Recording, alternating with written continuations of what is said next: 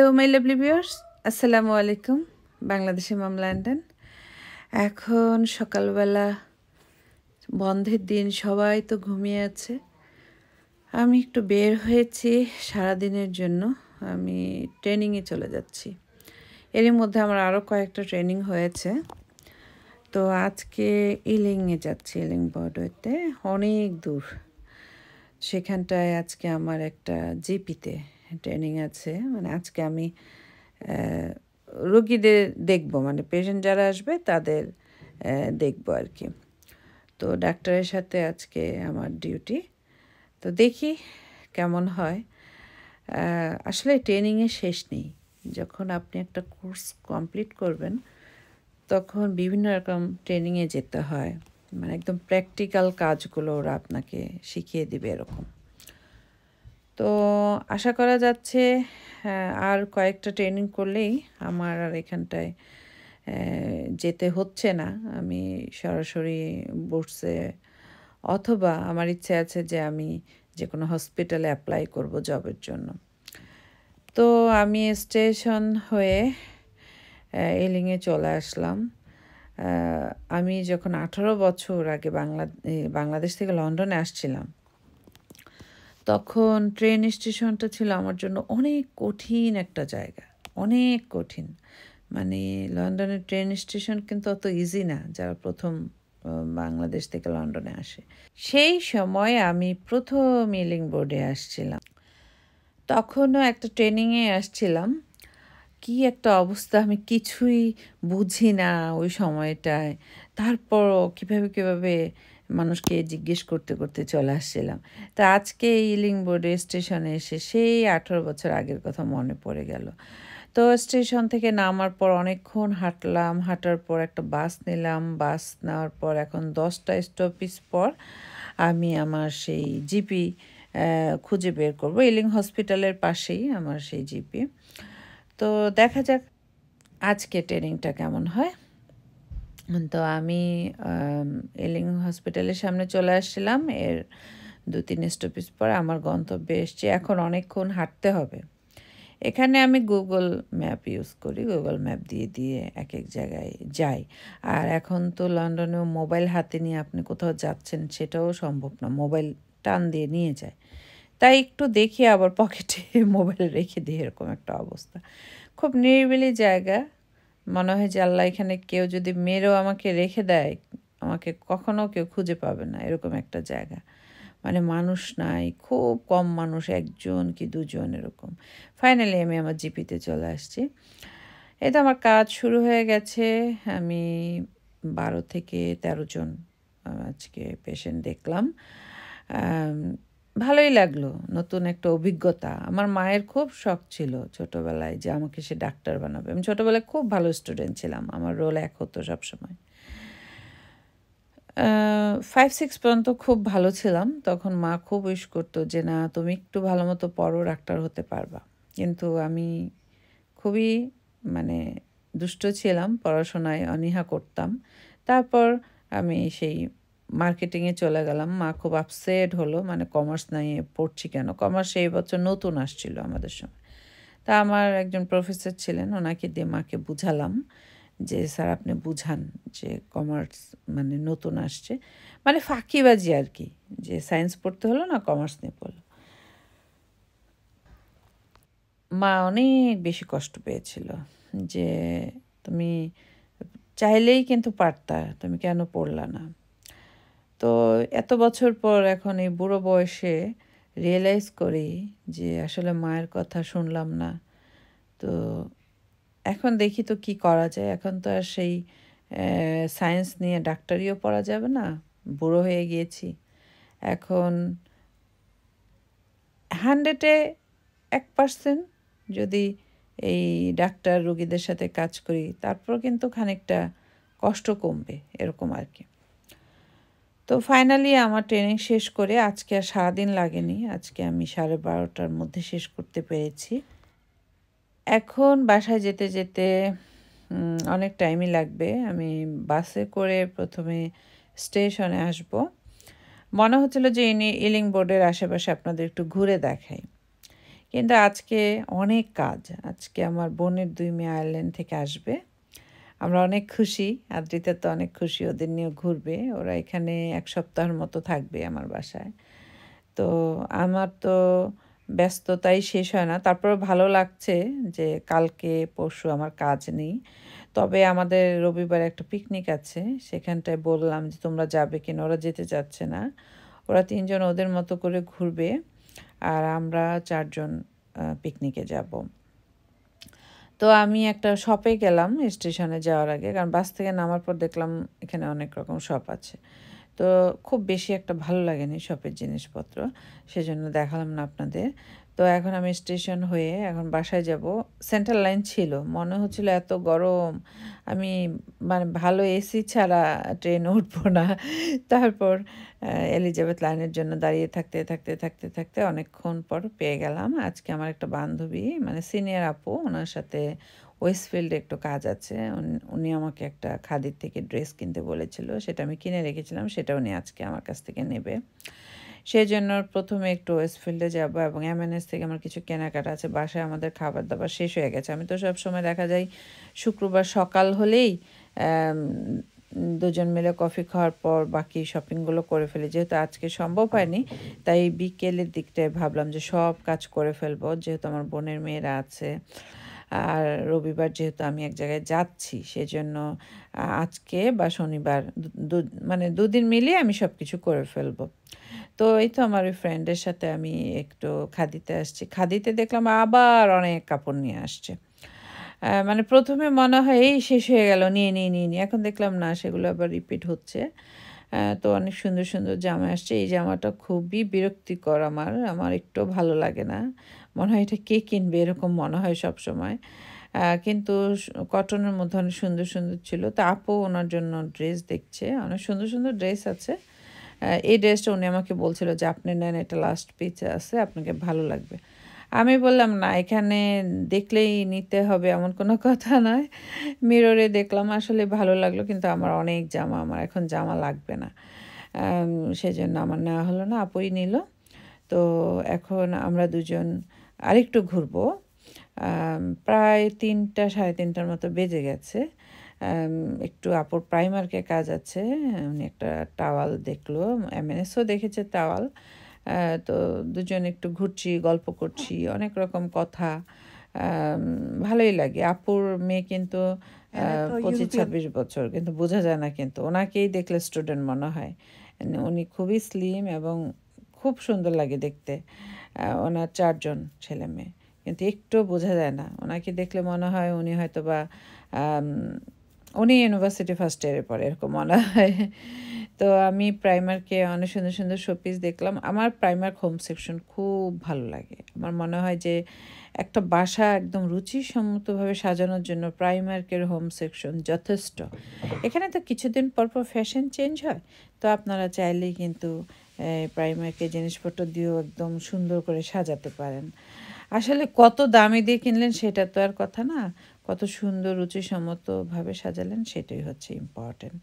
তো হ্যালোইনের জিনিসগুলো তো বারবারই ভালো লাগে। একটা ট্রে খুব ভালো লাগছিল 3টা পাতা দিয়ে। এই যে এটা অনেক সুন্দর মনে হচ্ছিল যে এটা যে কোনো ডিনার সেটের সাথে যদি এরকম কালারফুল একটা কিছু টেবিলে দেওয়া যায়, দেখতে কিন্তু ভালো লাগবে।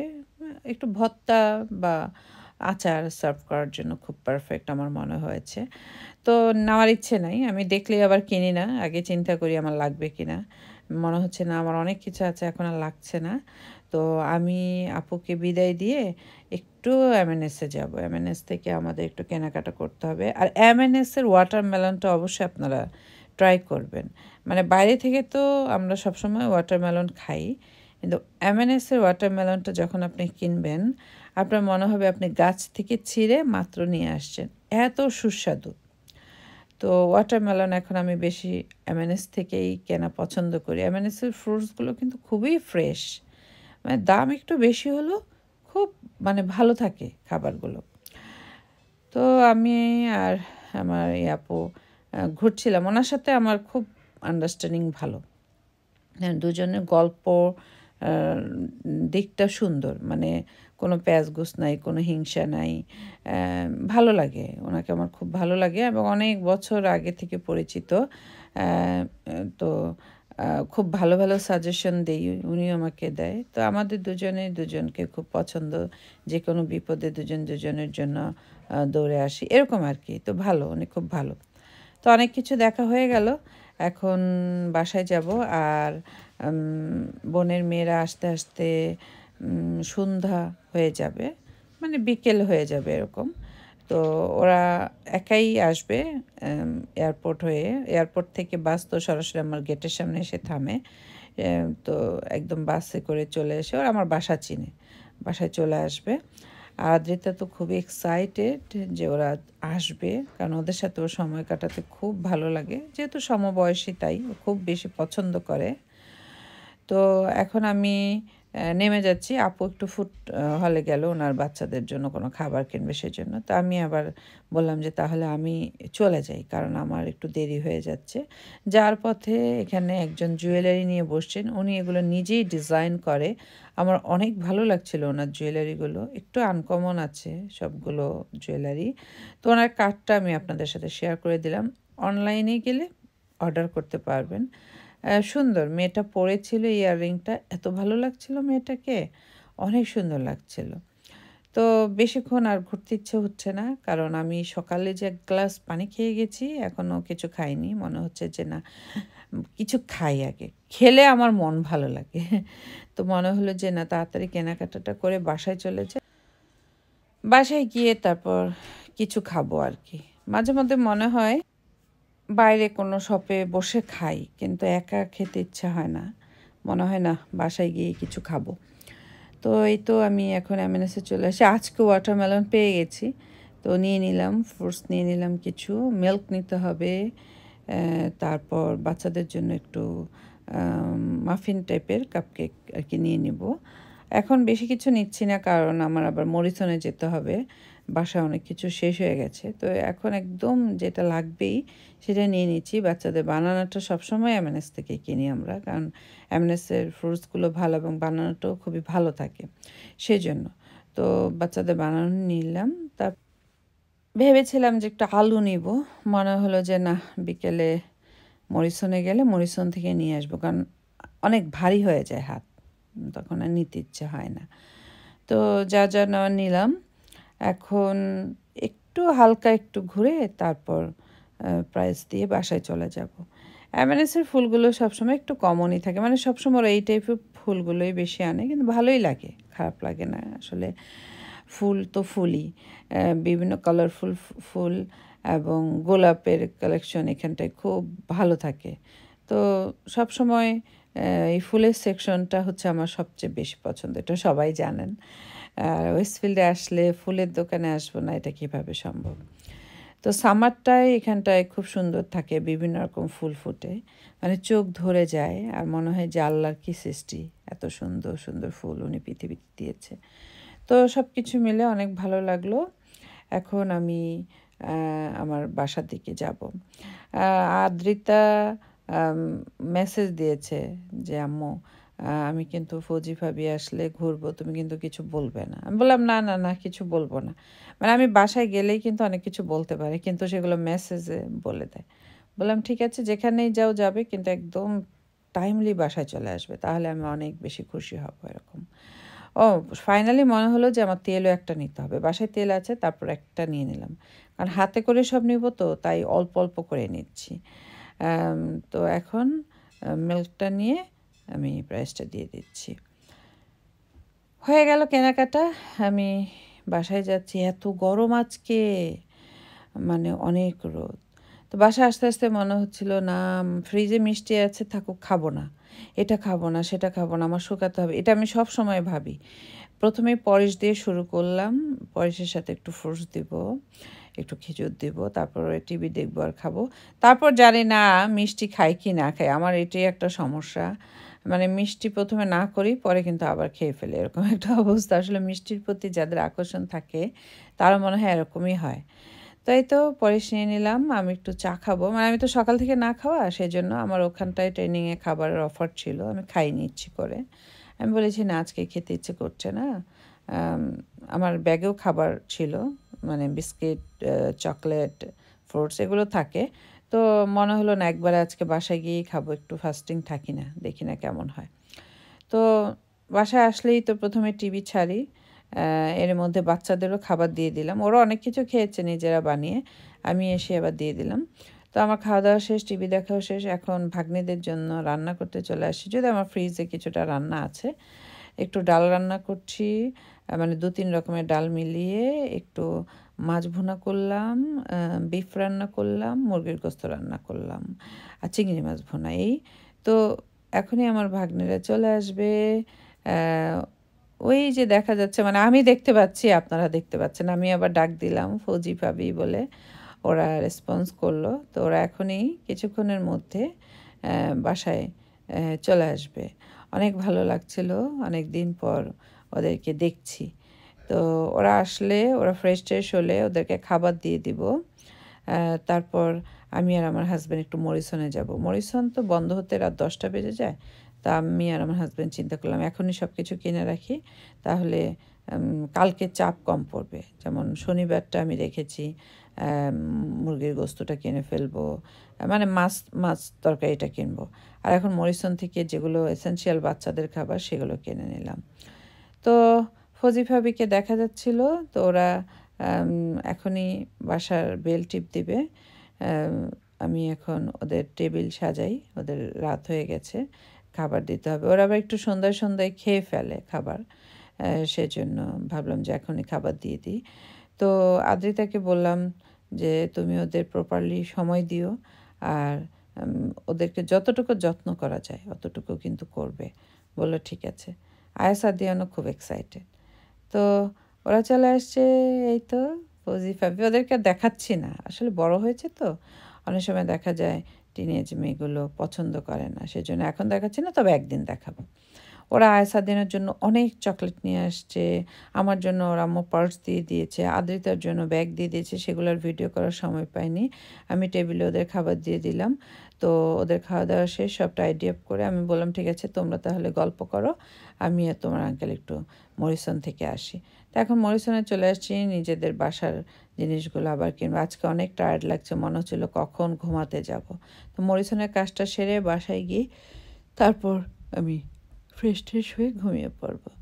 তো এই তো অনেক জিনিস কিনতে হয়, মানে বাচ্চাদের 1 সপ্তাহের জন্য তো না, এগুলো দেখা যায় 2-3 দিনেই শেষ হয়ে যায়।